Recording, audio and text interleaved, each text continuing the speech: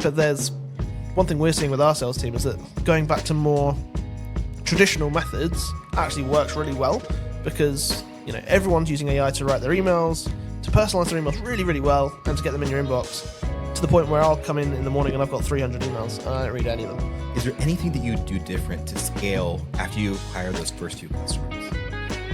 I think, touching back on what we talked about earlier, like taking an AI first approach with everything, not just the service delivery, but like even the communications and the scripts and the quality control, like everything. You can kind of build that in the whole way through the flow. I think that would make a massive difference. Agency Uncensored.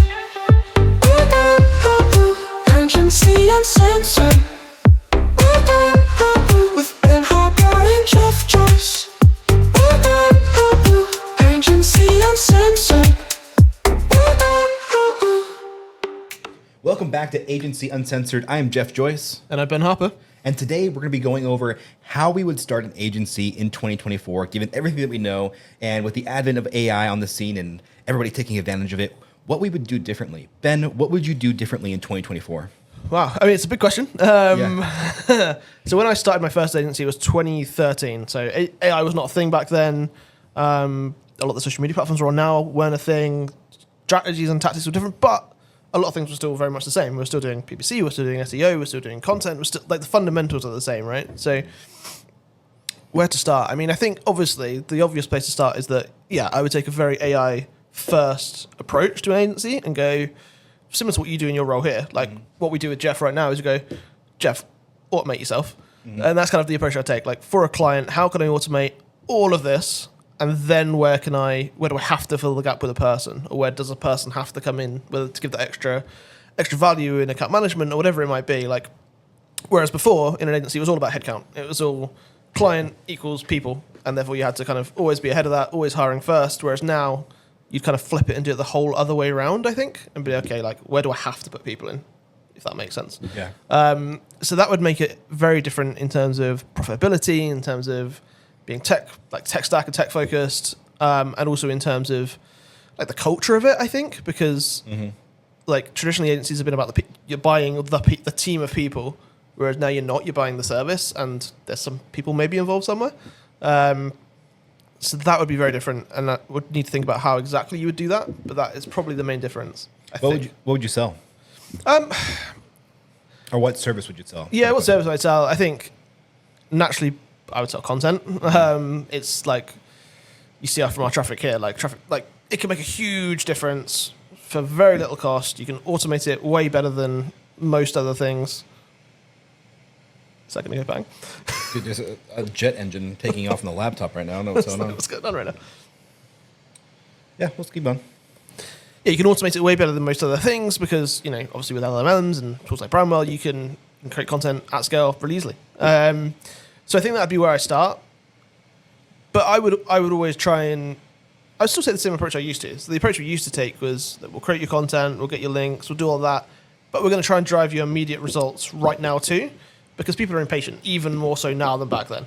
So if I say, hey, I'm going to do your content strategy, that's going to take 3 weeks, and then I'm going to start writing some blogs, that's going to take a couple of weeks, and then I'm going to post them, and it will take. You end up 3 months in, clients not seeing anything, their analytics not showing any traffic. They're like, what am I paying for? So I would still try and multi-layer it with okay, we're going to do some paid, or we're going to do some social ads, whatever it might be as well, so they get a direct response fast at the same time while all that is building. And there's great tools out there for that in terms of AI as well, that do a bunch of them, like different social ad platforms in terms of creating the ads or running the ads and optimizing the bids. Like we could do an episode on that maybe in terms of what tools are out there. But yeah, I think I'd still do kind of both elements. What about you? What would you do? Yeah, I think it'd also be content. It had to be content. But I'd also look for ways to differentiate myself that are ways that I can provide value, that quick value. The AI is kind of struggling at still. I think video is definitely one of those things where it's like, one, I have experience in it, so that it's an easy sell. But the next thing is it's very hard for AI to do a complete video from scratch. Sure. And that makes it a huge value proposition for the average business owner, the average person that wants to actually get their face out there and be known as a celebrity or established authority. And I don't see AI kind of replacing that aspect just yet. It will. don't get me wrong, it absolutely will. We have things like Hagen out there. But I think it's going to be a little bit. And so I would definitely go after that. Set up like 30-day packages, which is what I love that. And, just give them a consistent deliverable each and every week and be like, hey, this is exactly what we're delivering it to you. There's not going to be an agency that's going to come through and offer this like an AI. Now, there will be AI assisted areas where you'll be able to use AI and actually build it out further, like, taking those videos and creating social content that's text form from that. Yep. Or stringing all of those together with, a quick editor for AI that will take all of the clips and put it into a long form YouTube video. All those types of things are a great way to level that up. But I think that just delivering, like you said, that quick instant result. Yep. Also use that for ads. I probably use something like Brandwell, obviously, create blog content, try to upsell that in there. But yeah, video all the way. Yep. So what would a typical offer look like? Let's back up even further. What type of niche would you target, and what would you offer them? It's interesting. Like, it depends where I'm setting it up. I'm obviously in the US now. I find that is a very culturally different market to the UK, where I'm used to setting up agencies as well. So I think there's a difference there in terms of how I would do it and what niche I would target. I've always gone broad. I've always said, like, I don't need to niche down. I want to work with as many relevant... like what we always used to say in my agency is it's not about the niche. It's not about your stage. It's about your mindset. Do you want to grow? That's what I care about. That's really hard to identify. You can't type that into Zoom info and pull their email out. But it's trying to find those people who have that mindset, whether they're a one-person company or they're a 1,000-person company. Like, do they want to grow? Are they prepared to listen to us as the experts? Like, that's kind of what I'm looking for in a client. Yeah. Rather than a specific niche, I guess. But that said, a lot of niche agencies do amazing. So it's not, one or the other. So yeah, I would still keep it broad, personally. One thing that I would debate is how much would I say I'm doing with AI? Because one thing we see, and we see it here, like if we put like automate your content marketing into our H1 on our site, like conversion tank. Like people don't like that messaging for whatever reason. And if I'm running an agency and I'm creating content, I'm doing paid, whatever, does it hurt my conversion to say I'm using AI? Do they think actually I'm overcharging them because they know it could be cheap? Are they worried about the quality? Do they care how I'm doing it, or do they just care about the result? And that's kind of the bit I would need to kind of play out. Like, do I want to talk about this or not? What would you think about that? What would you do?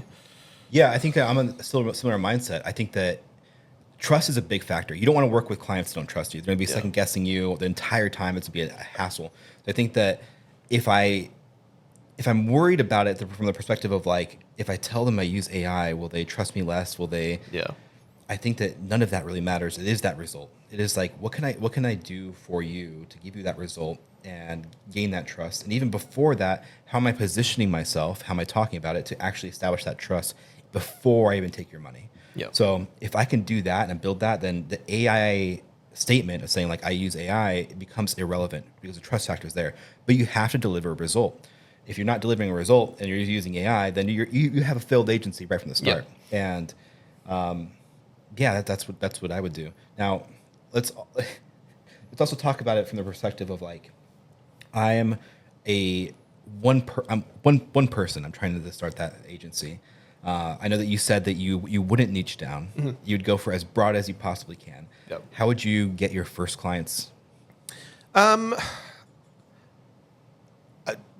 leverage personal network first up. That's we won our first clients literally from just business posted on LinkedIn like, hey, our agency's launching, we'd love to work with you, and we picked up like 3 clients week 1. We were very lucky, and those clients then kept referring us, and word of mouth obviously works really well straight up year 1.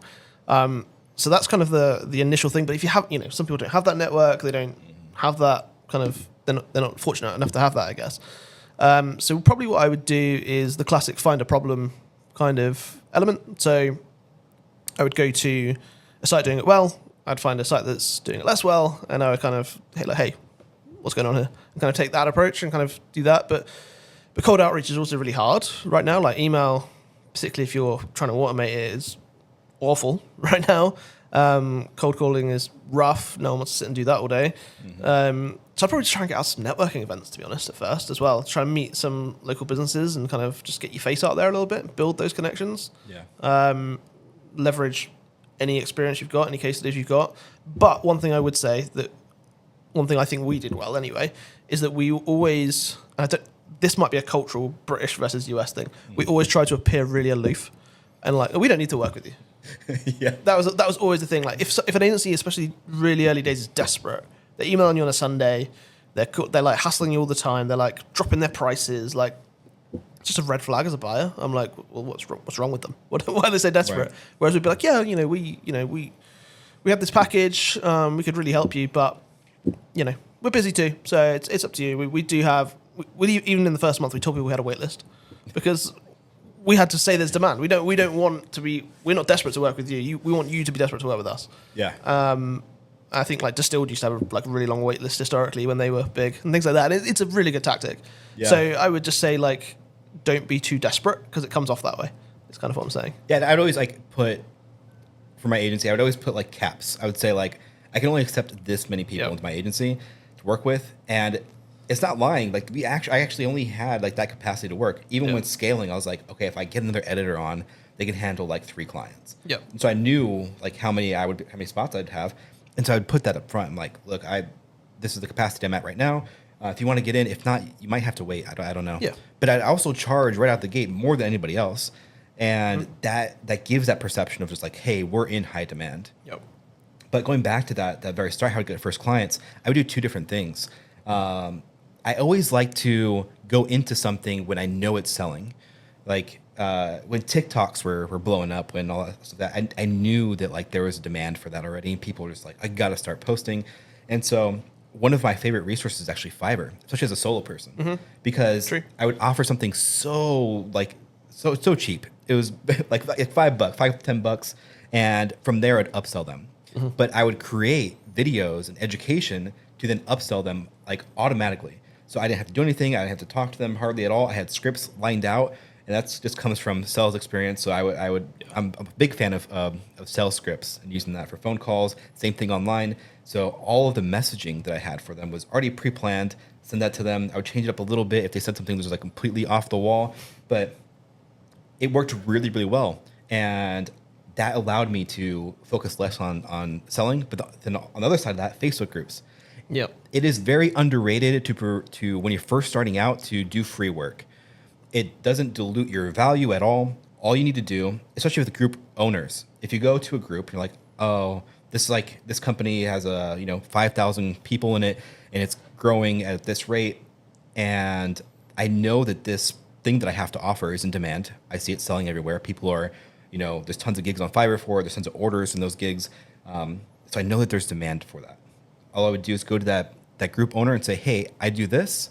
Can I do this for you for free? Or even a step further, if it's something like video content, I would simply just take what they're posting already, turn that into a video, and then show that to them. Be like, hey, I just already did this. You can have it for free. And then I would just let it sit for a little bit, and then follow up with them. Yeah. And I would wait at least 2-3 days. And then from there, I would ask for a testimonial or if I can post in the group. And that's a great way for you to start acquiring clients. Just like hacking groups. I love that. Yeah, that is a really cool way actually. It reminds me one thing we kind of did a little bit was kind of leveraging partnerships as well in terms of like with other professional companies that aren't in your exact sector. So we had a partnership with web design. We didn't do web design. We partnered with a web design company. We went to our accountant, like the CPA you'd have here, and we got all the local ones to pitch to us. Like we need an accountancy firm. Like come pitch to us. Oh, by the way, what clients could you potentially refer to us if we work with you? And you kind of play it that way a little bit as well. That kind of works nicely. If they're in a situation where they're sitting down with clients, talking about their figures, talking about their growth, being able to then go, oh, you speak, if you want to grow more, you should speak to these guys. It's like perfect. But it's a little bit outside the box. It's not one that you'd always think, oh, I partner with the accountant or the solicitor or the whatever. But it works, and you can kind of build really good relationships that way quite quickly as well. Like that warm intro, just gets you through the door so much quicker. So what's your focus? We've gone over kind of starting the agency, right? We're talking about this in the context of being in 2024. Is there anything that you do different to scale after you acquire those first few customers? I think touching back on what we talked about earlier, like taking an AI first approach with everything, not just the service delivery, but like even the communications and the scripts and the quality control, like everything. You can kind of build that in the whole way through the flow. I think that would make a massive difference. I think there's a lot more.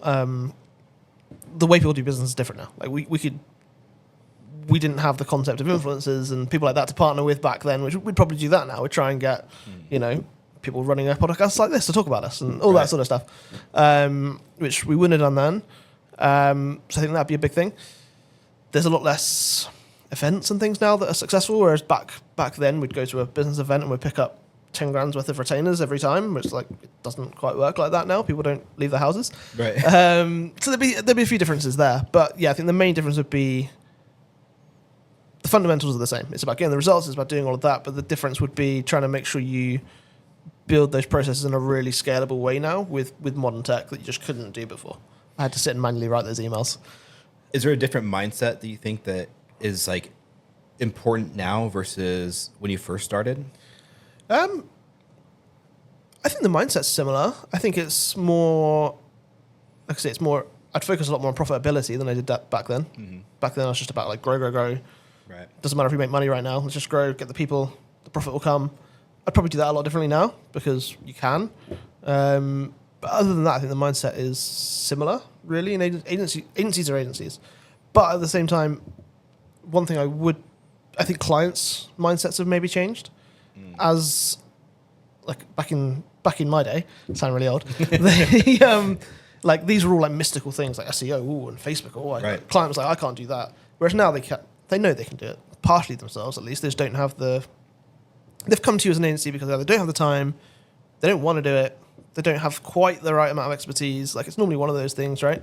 But that's changing. People are getting more and more digitally enabled and they're able to do more and more things themselves. So what I've seen a lot of agencies do actually, which is something I would consider doing, is you kind of do a 2-year ramp package where you go, okay, I'm gonna set everything up for you, I'm gonna get the results for you, I'm then gonna help you recruit the in-house team that's gonna take this off me, and I'm gonna help you train them, and then I'm gonna go on to a smaller retainer because they're doing the work.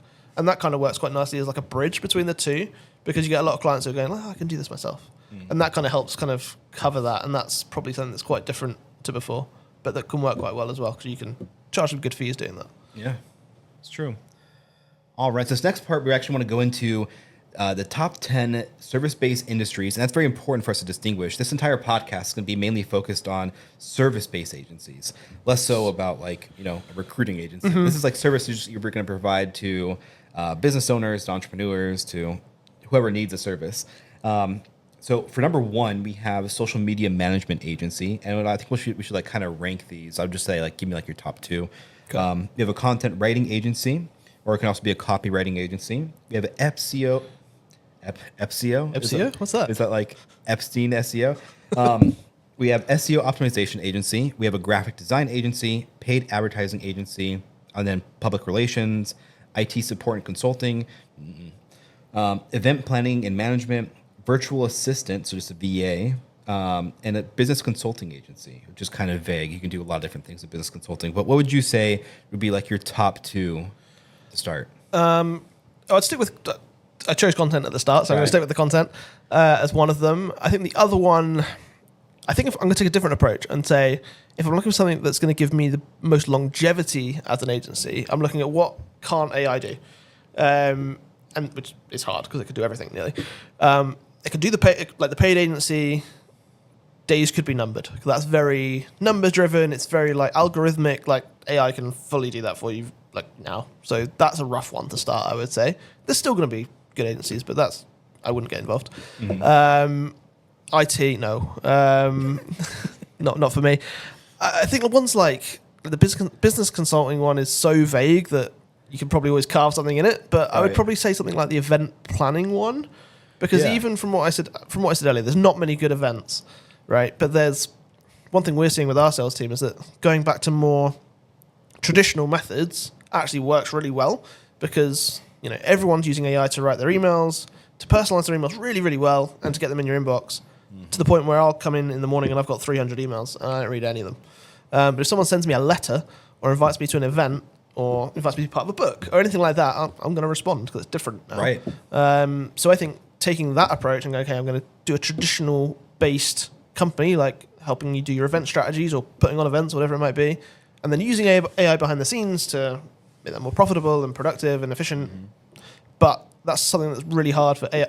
AI is not going to organize its own AI for and get everyone to turn up, right? Right. So I think there's more longevity in that. So I'd probably go with that one as well. That'd be my second choice. I think I have to agree with that. And I think that as AI starts to take over more and more and starts automating like so many different things, I think that people will crave that connection, in-person meetup. Yeah. And so doing really, really good events can be really important. And if you're an agency that can deliver that, like you will be in high demand. People will want to do that. And I mean, just think about like the conferences that we have now, like AI4, which Julie and I just recently went to. Unfortunately, we didn't get Ben to go with us. Maybe next year.